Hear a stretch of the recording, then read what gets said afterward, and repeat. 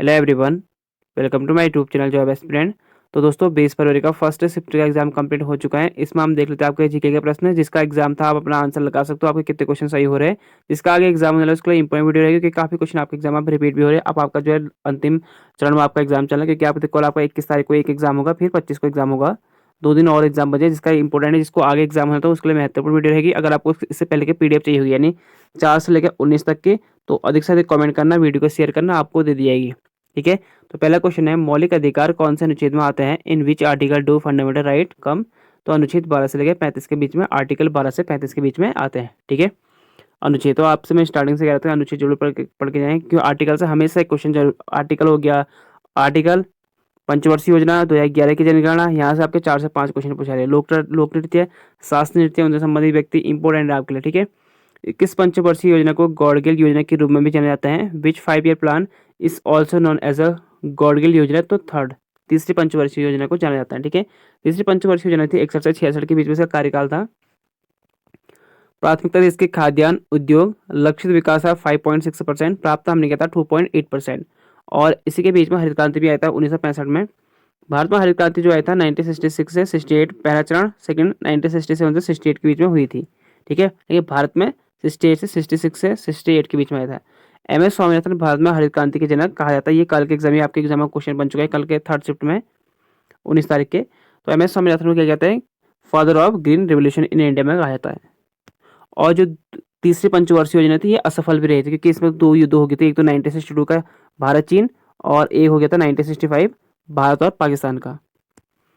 तीसरी पंचवर्षीय योजना का असफल रहने का कारण क्या था? देखो 65 का युद्ध और आपको बता चुका मैं 62 का युद्ध। ठीक है, और अस्त्र स्थिरता था, भीषण सूखा काल भी 1966 में आया था। और इस योजना में 3 वर्षीय पंचवर्षीय योजना की गई थी, इसलिए इसे योजना अवकाश या प्लान हॉलिडे कहा जाता है। और इसी के सलाहकार कौन थे? डॉक्टर डी और गॉडगिल। ठीक है, तीसरी पंचवर्षीय योजना में डी आर गॉडगिल ने सलाह दी थी।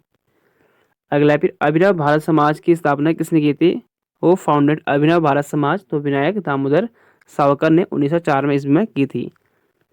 नेक्स्ट है, मोहिनीअट्टम किस राज्य का शास्त्रीय नृत्य है? Mohiniyattam is the classical dance of which state?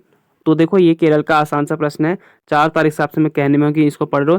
जो मुझे लगता है कि जो 4 तारीख से एनएसएस डेली देख रहा है ना वीडियो, उसके 4 से, जिसका 25 को एग्जाम है, यानी 25 से 21 का एग्जाम होने लगा, तो 6 से 7 क्वेश्चन तो मुझे लगता है उसके क्वेश्चन आराम से सही हो जाएंगे। 6 से 7 क्वेश्चन अगर वो डेली एनएसएस वीडियो देख रहा है, और जो आपको मैं एक्स्ट्रा पॉइंट करा रहा हूँ ना, ये जैसे ये हो गए, ये सभी आपके लोक नृत्य, शास्त्रीय नृत्य, जैसे भरतनाट्यम तमिलनाडु का हो गया, उनसे संबंधित व्यक्ति, अगर इनको जो एक्स्ट्रा पॉइंट देख रहे हैं ना, तो मैं मेरा आइडिया से जो है, अगर उसमें कुछ पढ़ा ना भी होगा ना, वो 6 से 7 क्वेश्चन वैसे कर लेगा आराम से। बाकी उसकी तैयारी अलग से हुई, जो उसने पूरे साल भर पढ़ी हुई। कथक बिरजू महाराज, पंडित बसुंदर प्रसाद, सोना नारायण एग्जाम बन चुका है, लच्छू महाराज बन चुका है, सितारा देवी बन चुके हैं एग्जाम में अभी तक आपके एसएसजीडी। और कथकली से ये इंपॉर्टेंट है, कथकली, उड़ीसी, मणिपुरी, कुचिपुड़ी, मोहिनीअट्टम। ठीक है, सभी इंपॉर्टेंट है। और सत्रिय ये असम से संबंधित है। भारत के मुख्य चुनाव आयुक्त का कार्यकाल कितना होता है? What is the tenure of the chief election commission of India? तो 6 वर्ष या 65 वर्ष, जो पहले पूरा हो जाए। यानी सपोज 61 वर्ष वो अगर चुने गए हैं, तो 65 वर्ष पूरे हो जाएंगे तो वो रिटायर हो जाएंगे। ठीक है, ऐसा नहीं होगा कि वो 66 साल 67 साल रहेंगे, ऐसा नहीं होगा। अगर 64 साल में अगर वो बनते हैं, तो 64 साल में बनेंगे तो 65 साल में रिटायर हो जाएंगे वो। मतलब जो भी 6 वर्ष या 65 वर्ष जो भी पूरा हो जाए, अगर कोई 58 का है तो 6 वर्ष पूरे कंप्लीट करेगा अपने, जो भी, मतलब उस वक्त उनकी एज पर डिपेंड करता है कि अगर 6 वर्ष हो या 65 वर्ष, जो भी पहले पूरी हो उसे कंप्लीट माना जाएगा। ठीक है, उस अनुसार से होगा। श्री ज्ञानेश कुमार 19 फरवरी 2025 को 26वें भारत के मुख्य निर्वाचन आयुक्त बने हुए हैं। ठीक है, 2024 में प्रधानमंत्री नरेंद्र मोदी के सचिव कौन है? Who is the secretary of prime minister Narendra Modi in 2022। तो अभी है प्रमोद कुमार मिश्रा। जो 11 की जनगणना आपसे मैं स्टार्टिंग से कह रहा हूँ, ये आपको मैंने सारे के सारे कम से कम 10 टॉपिक करा रखे, 10 के 10 इंपॉर्टेंट है। लोक नृत्य, शास्त्रीय नृत्य, उनसे संबंधित व्यक्ति, सभी राज्य के लोक नृत्य, वाद्य यंत्र, उनसे संबंधित व्यक्ति, 2011 की जनगणना, पंचवर्षीय योजना, सब के सब इंपॉर्टेंट। और अभी अभी और टॉपिक भी हैं, बाकी मैंने आपको करा भी रखे हैं, तो प्ले लिस्ट बनी हुई है, देख सकते हो। एसएससी 2025 के एनालिसिस वीडियो, और साथ में आपको उसमें वो भी मिल जाएंगे, क्या, ये जो टॉपिक मैंने आपको करा रखे हैं। तो 11 की जनगणना के अनुसार भारत का लिंग अनुपात कितना है? तो बाल लिंग अनुपात पूछ रहे हैं, चाइल्ड सेक्स रेशियो, तो 919 है। साल 2011 की जनगणना के मुताबिक भारत का बाल लिंग अनुपात 919 था। इसका मतलब है कि हर हर 1000 पुरुषों पर 919 महिलाएं थी।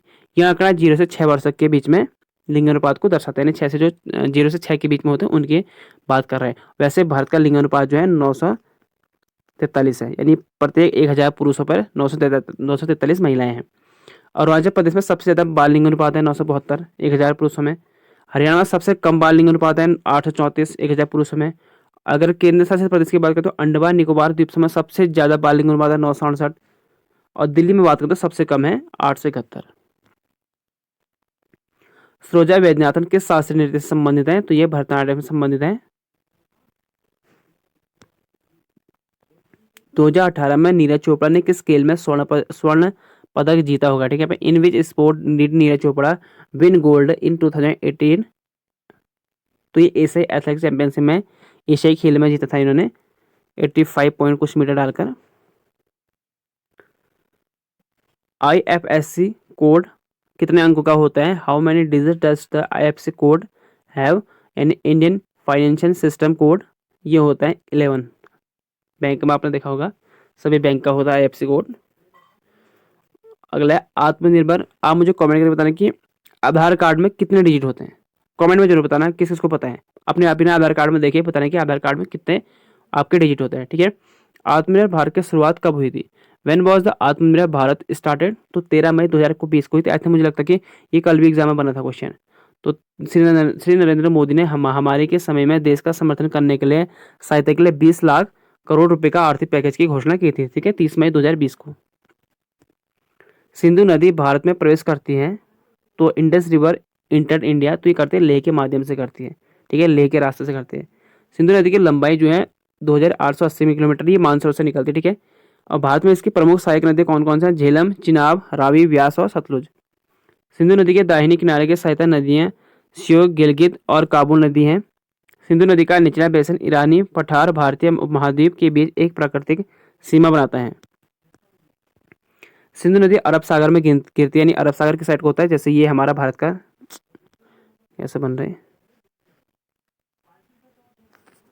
ठीक है, ऐसे देख लो आप। ये सपोज हमारा भारत का नक्शा है, यहाँ पर अच्छा नहीं बन रखा है। तो इस साइड आपका हो गया अरब सागर, इस साइड हो गया बे ऑफ बंगाल, यानी बंगाल की खाड़ी। इस साइड को हो गया आपका बंगाल अरब के सागर। ठीक है, अरब सागर। तो अरब सागर अरेबियन सी में गिरता है सिंधु नदी। और सिंधु नदी के बारे में ऋग्वेद में भी जिक्र मिलता है, क्योंकि देखो सिंधु नदी भारत में नहीं आती है, वो पाकिस्तान में भी जाके गिरती है। ठीक है, बाकी भारत में मिलने के बाद ये सिंधु नदी में गिर जाती है, क्योंकि सिंधु नदी अधिकतर जो है जो इसके ये होते हैं ये यहाँ से सारा यहाँ से पाकिस्तान में इंटर करती है।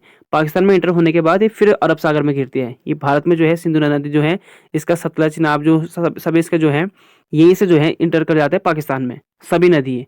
तो पाकिस्तान में इंटर करने का अरब से में गिरते हैं, भारत में इस साइड नहीं गिरते हैं। ठीक है, पाकिस्तान के साथ पाकिस्तान से गुजरते हुए वहाँ गिरते हैं।